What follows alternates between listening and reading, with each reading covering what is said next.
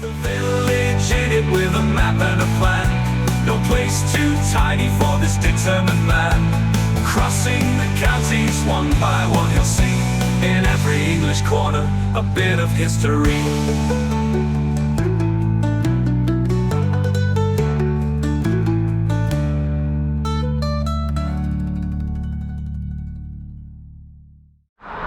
Hello people of Hambleton, I'm back in your district of North Yorkshire this week, and behind me there we can see something we haven't seen in a long time. That right there is the channel's favourite railway line. Yes, that's the East Coast Main Line, and today we're beginning in a place that's got a pretty big connection to that.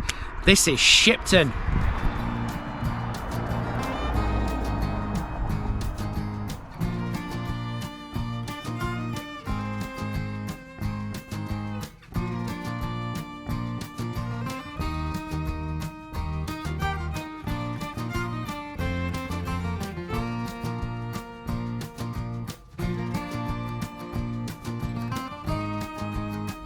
Shipton, Rosehip Farm. Hello again Hambleton. Today we begin another run of 5 parishes in the former district of North Yorkshire, and we're starting off with one I should have covered a couple of years ago. You might remember the Overton episode a while back where I got absolutely drenched in a torrential downpour that swept over this area towards the end of my day's filming. Welcome to its neighbour, Shipton by Benningborough. Known officially as simply Shipton, this village sits on the A19 to the west of York, which is about 5 miles down the road. In existence since at least Norman times, Shipton was recorded as Hipton in the 11th century. It gets its name from the Old English word hiop, which means rosehip. When we were last in the area, we learned a lot about one particular family, the Dawnays, and once again their name appears here. They had quite an influence on Shipton and shaped a lot of its history. For example, in 1655, the Yorkshire philanthropist Anne Middleton, who was the wife of the Sheriff of York, left £1,000 to build a grammar school in the village.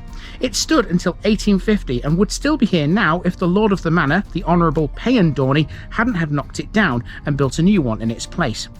The only pub here was at one time known as the Bay Horse, but now it's the Dawnay Arms. To the west of the village it's all farmland, but during wartime that's where you would have found RAF Shipton, which was the base of a crashed aircraft recovery unit. There's a lot to talk about here, so we better get walking. Better late than never, and let's hope this time there's no rain. Starting things off in Shipton, we're at a place called the Sidings Hotel, which sits alongside the channel's favourite railway, the East Coast Main Line. The Sidings Hotel is one of the quirkiest establishments of its type in the UK. It was founded in 1985 by an ex-railwayman with a passion and enthusiasm for all things connected with the railways. The hotel is built around 5 Pullman-style railway carriages that have been developed to create an ultimate railway experience. Parts of the carriages have been converted into a dining area, allowing tables of 4 to overlook the East Coast Main Line's track.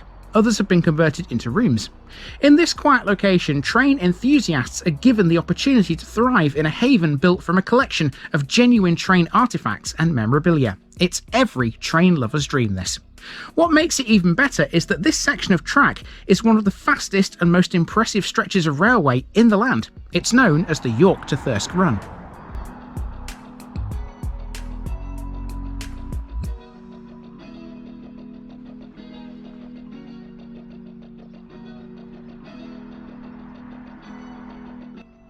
There used to be a railway station at Shipton. It was titled, though, Benningborough, and it was located a little way north of the Sidings Hotel. It closed in 1958 to passengers and in 1965 to freight. Benningborough served both Shipton and Benningborough from 1841. It was originally opened as Shipton but changed its name to Benningborough in 1898. Today, only a fragment of the southbound platform remains, and there are no other buildings. Railway enthusiasts do come here though for another reason. You see, this part of the East Coast Main Line has a very well-known landmark. It's hard to actually locate it, and even harder to get a shot of. This is the landmark in question. This is a sign that sits beside the track, marking the midway point between London King's Cross and Edinburgh, the two ends of the East Coast Main Line. The line is 393 miles from end to end. It's a fair old length. It's hard to pinpoint the exact midpoint on a map, but this iconic sign does the job for you. Handmade in 1938, it's a familiar sight for many rail passengers. It was recently restored by Network Rail at the request of the signmaker's family. The sign was created by Ken Bainbridge, an apprentice engineer at the time, who spent 2 weeks crafting it by hand using chisels, a hacksaw and a file. It stands 50 feet or 15 metres tall, meaning it's pretty easy to spot when you pass it. The thing is though, trains go past it at a huge speed, meaning getting a photo of it is damn near impossible.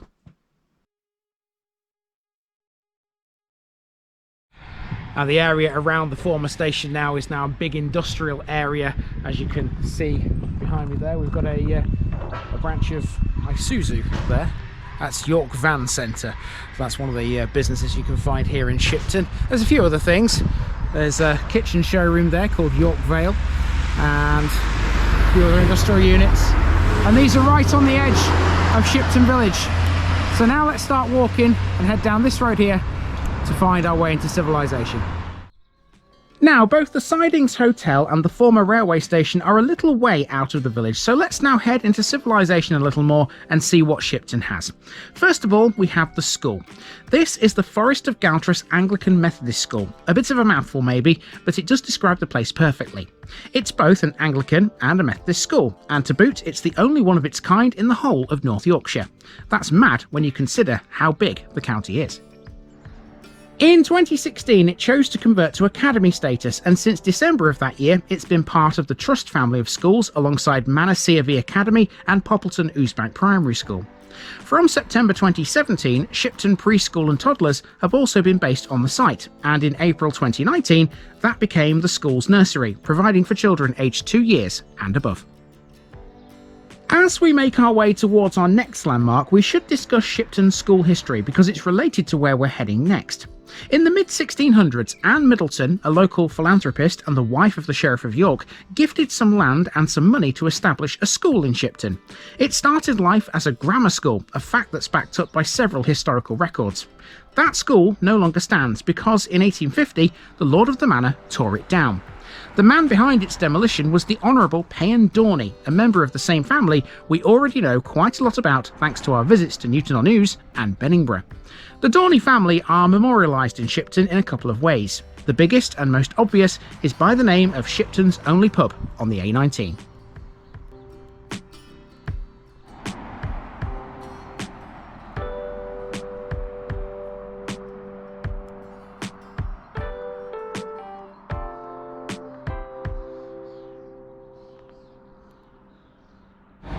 And at the end of Station Lane, we come to the parish notice board, and I'm sure you guys in Hambleton remember what happens when we see one of these things.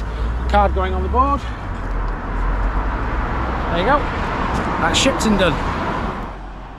The Dawnay Arms was originally built in 1730 and was known first as the Bay Horse. It changed its name during the lifetime of Payan Dawnay and shows the family coat of arms over the door. It's a Grade 2 listed building that features 3 interconnecting rooms, all with old pictures and items of local history on display. One of the hand pubs here always serves a local ale.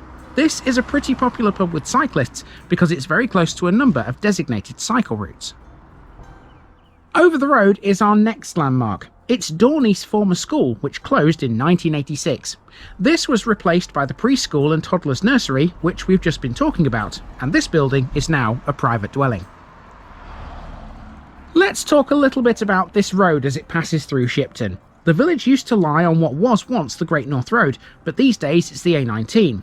In the year 1900, this was Shipton's principal street, and virtually everything in the village was located on it. In the 125 years that have passed since, things have changed a little bit.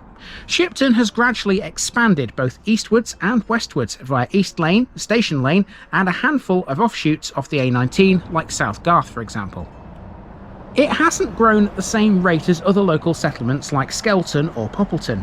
That said, it's a much larger village than it was back then. The 1881 census recorded a population of 430, and 120 years later it stood at 691. Shipton currently has just short of 300 dwellings today, a reasonable size, all things considered. Okay, we're about to take a right turn. Just before we do, we have a local business for you. Hutton Brothers, Volvo specialists since 1959 apparently. You can find them on the A19. Dedicated to the Holy Evangelists, Shipton's church was built in 1849 by who else but the Dawnay family. This is a Grade 2 listed building constructed in a 13th century Gothic style. It has a chancel, a nave with aisles, and a tower with a spire. Its architect was George Townsend Andrews. In 1892, a choir screen with a decorative gate was added by Temple Moor. A parsonage was built on an adjoining site in 1849. Today that's still in use, but not by the church. Instead, it's St Catherine's nursing home. Prior to the church's construction, parishioners would have worshipped at Overton because Shipton had no Anglican church. Ecclesiastically, the village was part of the parish of Overton from an early date. Since 1962, the self-same entity has been known as Shipton with Overton. Now, there used to be a Wesleyan chapel in the village too at one time. It was located up a track off the A19 according to old OS maps. It was sold off to property developers though a few years ago.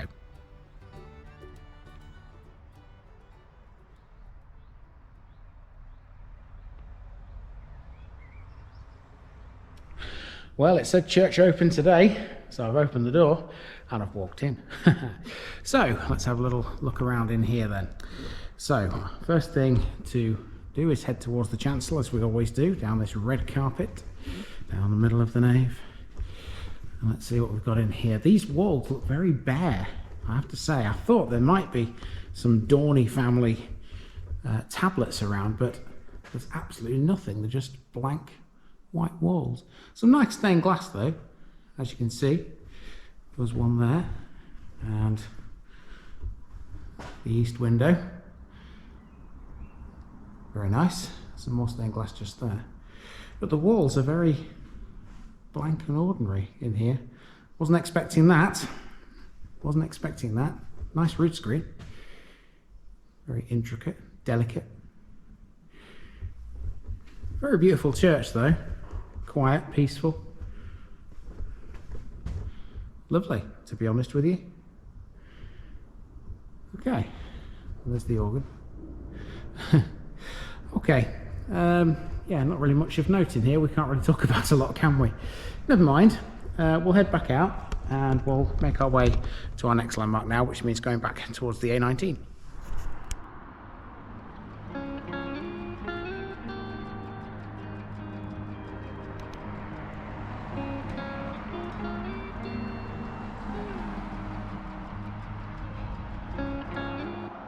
A couple of steps up the A19 brings us to Shipton Community Centre, the working name for the village hall.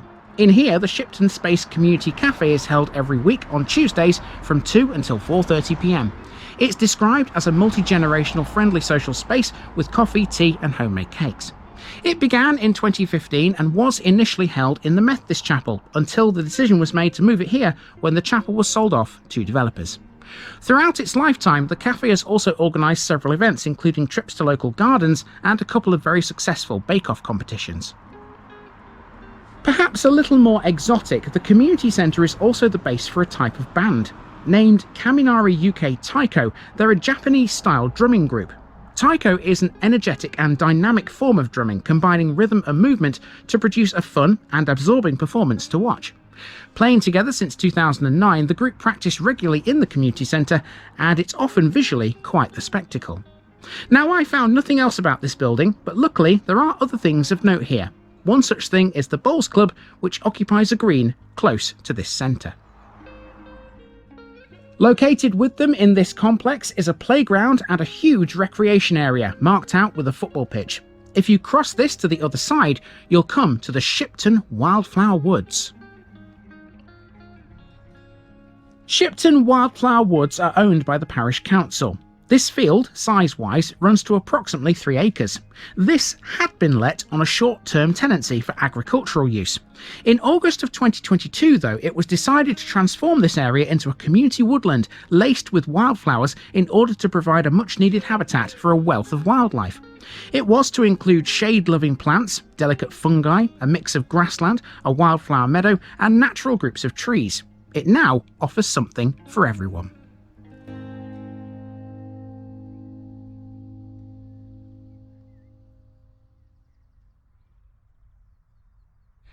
Yeah, someone's left a football on this recreation ground. Do you think I can resist? Absolutely not.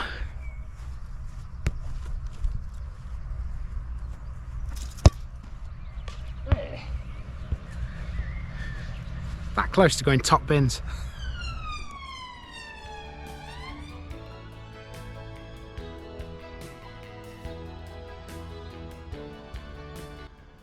So we passed the Bowls Club, and from this point we have a long walk to undertake, which will end when we reach what was our original starting point. The rest of the village is mostly residential. While we're walking though, we can fill in a little more about Shipton's historical background. Mentioned in the Domesday Book, Shipton has been here for a long time. Land in the area was held mainly by Count Alan of Brittany in 1086, and a small portion was owned by Richard de Camera. Over the next 150 years, land was often ceded to St Mary's Abbey.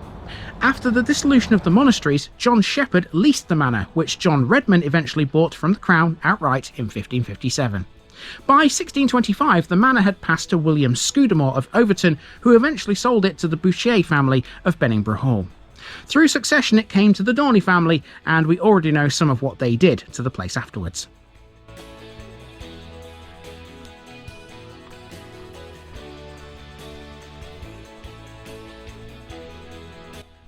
After the Dawneys had come and gone, Shipton became very much a railway village, although nowhere near as important as some of the others we've met before. During wartime it had a crucial role to play. To the west of the village was an airfield called RAF Shipton, and to finish with, I can take you to where that was located.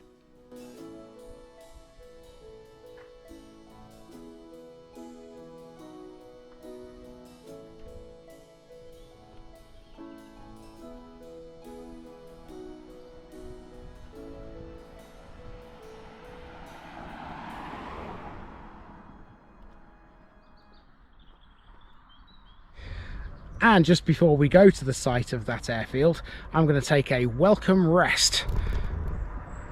There's a bench here that says welcome rest, very close to where I parked my car. And I think, to be fair, that's been earned, because even though Shipton's not the biggest village in the world, that was still quite a bit of effort on foot. Right, let's go find this airfield. During World War I, RAF Shipton was a simple airfield with grass runways used by No. 76 Squadron, whose remit was to provide home defence. 76 Squadron had their headquarters at Ripon, and like many of the other relief landing grounds they operated, it's unsure whether or not Shipton actually saw any flying activity. After the armistice, the RAF disposed of the site in March 1919, but they would return in World War II. Then it was utilised as a base for No. 60 Maintenance Unit. The maintenance unit's main job was to deal with crashed aircraft. It was basically a salvage operation, stripping everything of scrap value down for components that could be used again. Proving that literally anything could be reused if you thought about it, for a while the guard hut at Shipton was the upturned fuselage of a wrecked aircraft. Their area of responsibility included the North York Moors, the Peak District, and as far north as Blyth in Northumberland. From the latter, they once recovered a crashed Luftwaffe aircraft. In the Cold War, Shipton was a fighter control site for No. 12 Group and a command bunker in case of a nuclear event. The site consisted of the main bunker complex, a guardhouse, and some standby living accommodation, though the main living quarters were at RAF Linton-on-Ouse. The bunkers are still here, although they were sold into private hands in 1992 after they were deemed unnecessary. Full closure came in 1993, and the site was disposed of in 1996. To finish with, we have a drive out of the village to the east. It's a long way to the next one. The area between Shipton and the next village to the north is a vast swathe of farmland. Most of the land actually belongs to the parish we'll be in tomorrow, because its boundaries extend a long way to the south. Join me there in 24 hours and we'll go again.